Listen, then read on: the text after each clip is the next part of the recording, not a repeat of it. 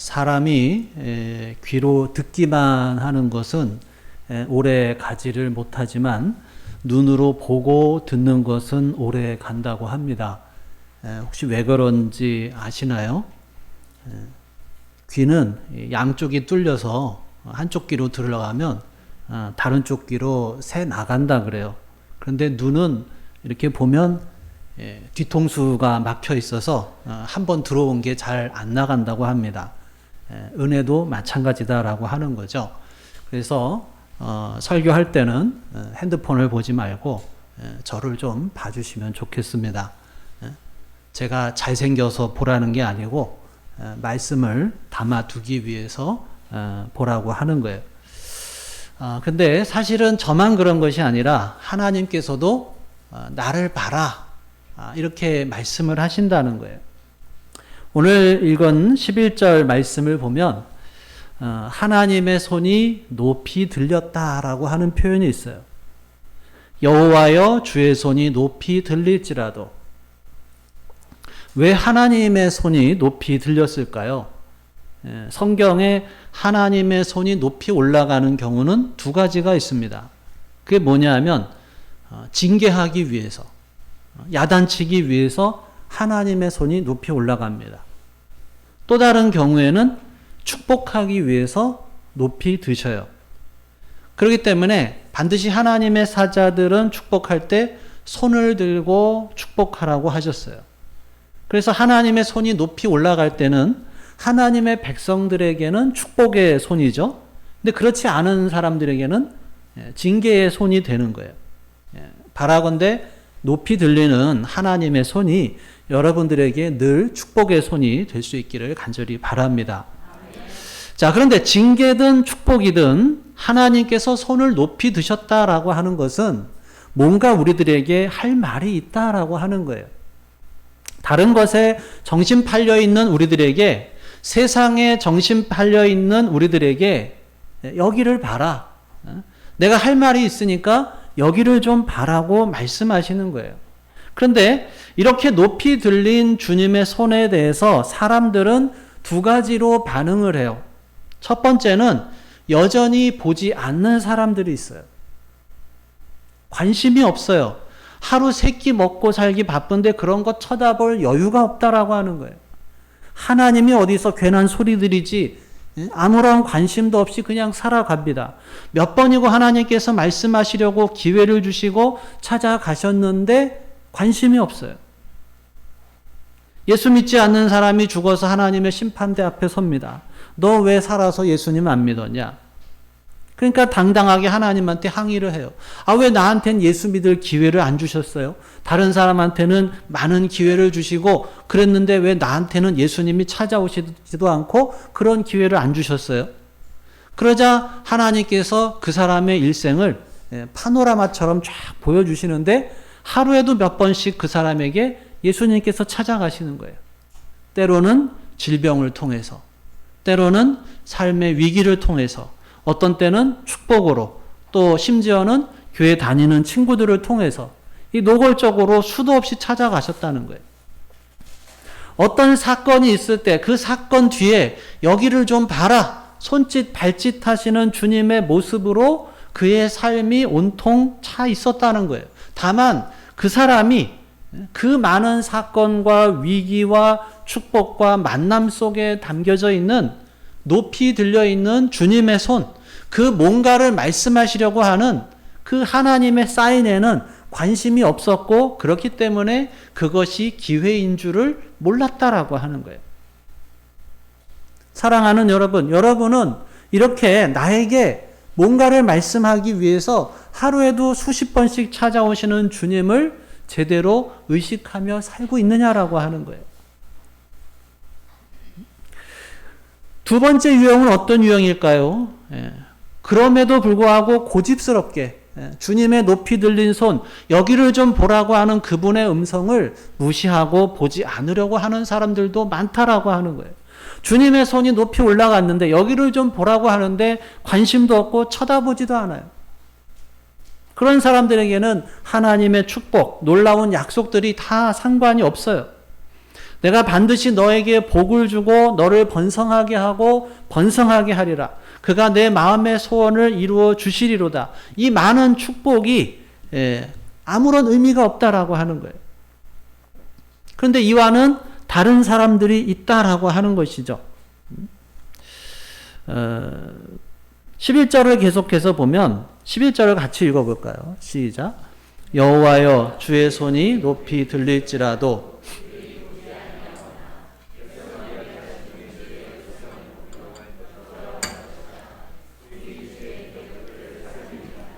네. 백성을 위하시는 주의 열성을 보면 부끄러워할 것이라. 주님께서 그 손을 높이 들고 외치십니다. 오라 너희 목마른 자들아 물로 나오라. 돈 없는 자도 와라. 너희는 와서 사 먹되 돈 없이 값 없이 와서 포도주와 젖을 사라. 내게 듣고 들을지어다. 그리하면 너희가 좋은 것을 먹을 것이며 너희 자신들이 기름진 것으로 즐거움을 얻으리라. 너희는 귀를 기울이고 내게로 나아와서 들으라. 그리하면 너희 영혼이 살리라. 누구든지 목마르거든 내게로 와서 마시라. 나를 믿는 자는 성경의 이름과 같이 그 배에서 생수의 강이 흘러나오리라. 수고하고 무거운 짐진 자들아 다 내게로 오라. 내가 너희를 쉬게 하리라. 그러면 이렇게 소리 높여 외치시는 그 하나님의 열성을 보고서 부끄러워하는 사람들이 있다는 거예요. 높이 들린 주님의 손을 바라보면서 왜 진작 그 손을 내가 보지 못했을까? 왜 내가 진작 믿음의 눈을 뜨지 못했을까? 왜 좀 더 내가 성실하게 주님의 말씀에 순종하며 살지를 못했을까? 왜 내가 좀 더 열심히 섬기지 못했을까? 왜 내가 좀 더 기도하지 못했을까?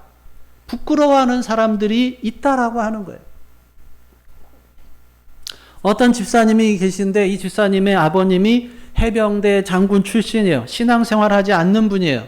이 집사님 부부가 늘 아버님의 영혼을 생각할 때마다 마음이 아픈 거예요. 자기들이 생각하기에 아버님한테 예수 믿으라고 해봤자 야단만 맞을 것 같아요. 그만큼 아버지가 고집도 세고 철저하게 억센 분이었어요. 근데 이 아버님이 70이 넘어서 위암에 걸려서 시한부 선고를 받아요.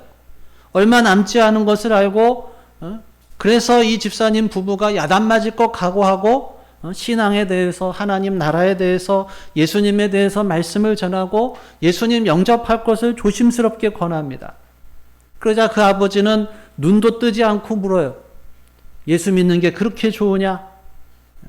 너무나도 무게 있게 물으셔서 또 이 집사님 부부가 쩔쩔매면서 예 아버님 그렇게 대답을 하니까 갑자기 눈을 뜨더니 야 이놈아 그렇게 좋은 예수면 진작에 전해줄 것이지. 그 뒤로 목사님이 신방을 가는데 그때마다 뭐라고 얘기하냐면 하나님께 저는 염치가 없어요.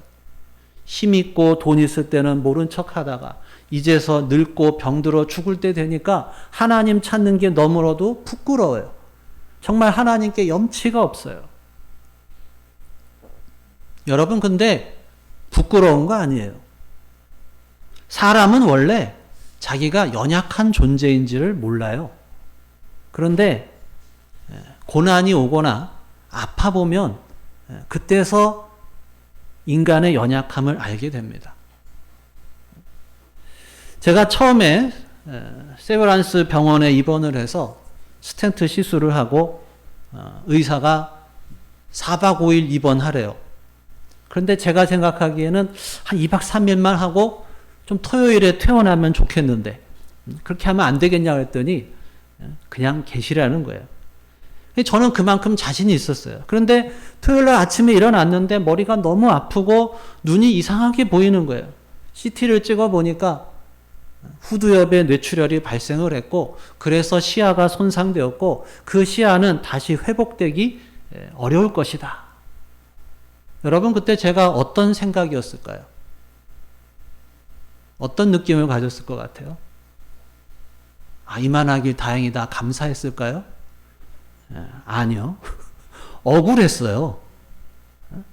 아니 내가 왜? 내가 건강관리를 안 한 것도 아닌데 근데 왜 갑자기 뇌출혈이야? 억울한 거예요. 이게 뭐야 갑자기. 그러니까 뭐예요 그거는? 이때까지는 그래도 제가 좀 힘이 남아 있는 거예요. 그런데 머리가 그 다음부터 너무 아픈 거예요. 진통제를 제일 센 약을 먹고 주사를 하루에 몇 대씩 진통제를 계속 맞아도 너무나도 아픈 거예요.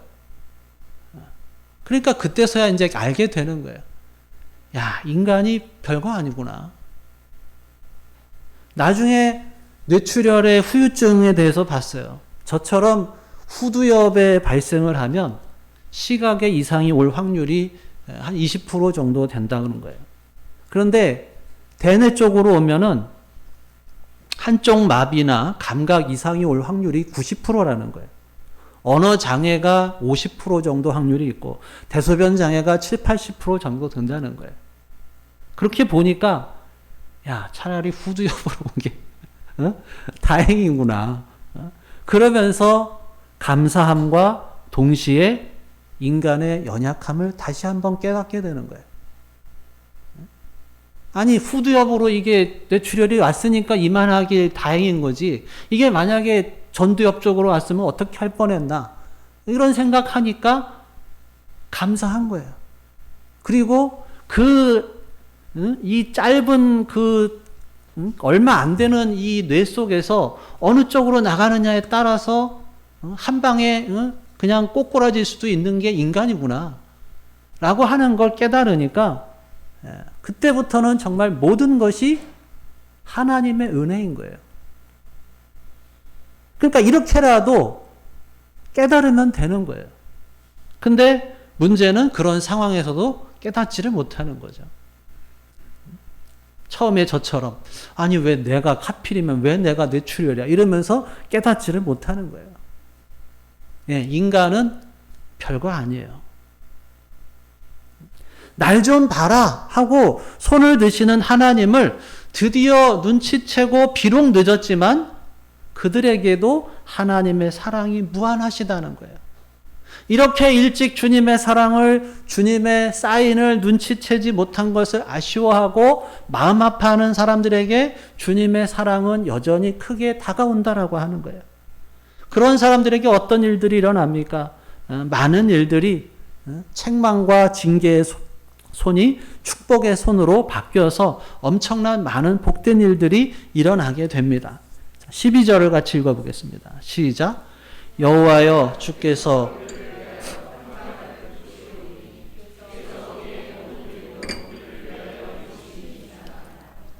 우리를 위하여 평강을 베푸시는 하나님, 우리를 위해서 우리 주변의 모든 일들을 선하게 만들어 가시는 거예요. 합력하여 선을 이루어 주십니다. 그래서 좋다, 참 감사하다 이런 고백이 나오게 하셔요. 그게 다가 아니라 15절도 읽겠습니다. 시작. 여호와여 주께서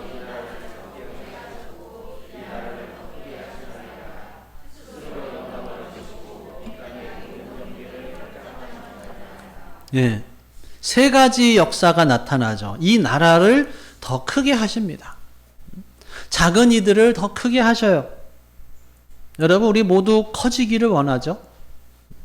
몸도 더 커지기를 원하고요. 사업도 커지기를 원하고 지식도 커지기를 원하고 마음도 커지기를 원합니다. 모든 것이 다 커지기를 원해요. 근데 그게 마음대로 됩니까? 그런데 높이 들린 하나님의 손을 바라보며 기대감을 갖고 그 의미를 알고 신뢰하는 이들에게는 하나님께서 크게 하신다는 거예요. 시골의 무명 목동에 불과하던 사람이 하나님의 높이 들린 손을 바라보면서 하나님의 뜻과 하나님의 인도하심을 따라서 한 발 한 발 걸어가서 마침내 위대한 인물이 됩니다. 누구 얘기예요? 다윗 얘기예요. 다윗이 이렇게 고백해요. 여호와 하나님이여 나는 누구이오며 내 집은 무엇이기에 나에게 이에 이르게 하셨나이까. 여호와여 주께서 주의 종을 위하여 주의 뜻대로 이 모든 큰 일을 행하사 이 모든 큰 일을 알게 하셨나이다. 촌구석에 한 작은 집을 일으켜서 전적으로 주를 의지하고 살던 사람을 한 나라의 왕으로 키울 뿐만 아니라 메시아가 태어날 것이라고 엄청나게 키우신 하나님. 하나님의 높이 들린 손을 보고 감격하는 이에게 베푸시는 하나님의 축복이고 역사라고 하는 것입니다. 그뿐 아니라 스스로 또 영광을 일으키신다 그래요. 스스로 영광을 얻으신다는 것은 그만큼 그 백성들이 잘 되었다라고 하는 거예요. 하나님의 백성이 잘 돼서 세상 사람들이 와, 과연 하나님 섬기는 백성은 다르구나, 하나님 살아계시는구나 하고 하나님께 영광을 돌리죠. 여러분의 삶, 여러분들이 하는 일, 여러분들이 살아가는 가정, 여러분들의 삶의 모든 분야에서 하나님께서 스스로 영광을 얻으실 수 있을 정도로 잘 될 수 있기를 주님의 이름으로 축원합니다. 네. 그 다음에 15절 마지막에 이 땅의 모든 경계를 확장하셨나이다. 네. 경계라고 하는 건 뭐예요? 넘어가서는 안 되는 선이 경계죠. 거기를 넘어가면 어떤 일을 당할지 몰라요. 그래서 개인적으로도 공동체적으로도 또 나라와 나라 간에도 어떤 경계가 있어요. 우리 모두에게 경계가 있고 대개는 이 경계를 벗어나지를 못합니다. 그런데 하나님께서 그 경계를 확장하신다는 거예요. 내 삶의 경계를 점점 더 넓혀주신다는 거예요. 천리에서 용인으로, 서울로, 한국으로, 세계로 점점 더 뻗어나가게 하신다는 거예요. 하나님의 인도하심을 믿고 한 걸음 한 걸음 따라가는 사람들에게. 왜냐하면 하나님께서 확장하시기 때문인 거예요. 믿는 자에게 능히 하지 못할 일이 없느니라. 내게 능력 주시는 자 안에서 내가 모든 일을 할 수 있느니라고 분명하게 성경에서 증언하기 때문에 그런 거예요. 바라건대 여러분들의 모든 삶의 경계를 하나님께서 확장하시는 축복이 있기를 간절히 바랍니다. 사랑하는 여러분, 하나님의 손을 보시기를 바라요. 그저 하루 세끼 먹고 살기 위해서 부지런히 일하고 사느라고 높이 들린 하나님의 손을 쳐다볼 새도 없이 사는 것은 아니냐라고 하는 거예요. 일주일에 적어도 하루 하나님께서 부르시는데도 여유가 없이 오로지 그냥 발등에 떨어진 불만 바라보면서 달려가고 있는 것은 아니냐라고 하는 것입니다. 여러분, 그것보다 더 중요한 것이 있어요. 때때로 우리 눈을 들어서 우리의 영적인 감각을 살려서 높이 들린 하나님의 손을 바라봐야 합니다. 분주함에서 벗어나서 고요하게 주님을 바라보며 자기 삶을 돌아보는 시간이 있어야 돼요. 나를 향해서 높이 들린 주님의 손이 징계의 손이 아니라 축복의 손으로 다가올 수 있도록 늘 주님의 사인을 제대로 읽고 살아야 하는 거예요. 뭔가 우리의 가는 길을 미리 보시면서 나의 걸음걸음을, 나의 계획을 이끌기 위해서 말씀하시는 그 하나님의 손을 바라봐야 합니다. 높이 들린 하나님의 손, 선한 손이에요. 대적들에겐, 원수들에게는 공포와 두려움의 손이지만 하나님의 백성들에게는, 하나님의 자녀들에게는 든든한 축복의 손이고 보호의 손이다라고 하는 것입니다. 사랑하는 여러분, 올 한 해 열심히 사세요. 그렇지만 그리스도인에게 그 열심보다 더 중요한 것이 있다라고 하는 거예요. 나를 향해서 높이 드시는 그 주님의 손, 여기를 좀 봐라 하시는 그 주님의 손을 바라보는 일입니다. 그리고 그 의미를 나를 향한 주님의 뜻을 생각하고 내가 가는 길, 내가 지금 행하고 있는 일, 나의 삶을 다시 한번 살펴보면서 믿음으로 가는 거예요. 바라기는 이 높이 들린 주님의 손을 바라보는 사람들에게, 여러분들에게 그 손이 든든한 축복의 손이 되고 또 보호의 손이 되고 또 은총의 손이 되어서 여러분들의 가정과 여러분들의 건강과 또 여러분들의 삶을 감싸주시는 은혜가 있기를 주님의 이름으로 축원합니다. 기도하겠습니다. 오늘 주신 말씀 생각하면서 함께 기도합니다. 나에게 주신 말씀이 무엇인지, 또 내가 마음속에 새겨야 할 말씀이 무엇인지, 또 내 삶 속에 적용해야 할 말씀이 무엇인지, 높이 들린 하나님의 손, 하나님의 사인을 계속해서 나를 보라고, 여기를 보라고 하시는 그 주님의 손길을 외면하고 살고 있지는 않은지, 바쁘다고 또 발등에 불이 떨어졌다고 그 손을 외면하고 살고 있는 것은 아닌지 다시 한번 우리들의 삶을 돌아보며 또 오늘 주신 말씀 생각하며 우리 마음속에 계신 성령 하나님의 음성에 귀를 기울여 보겠습니다.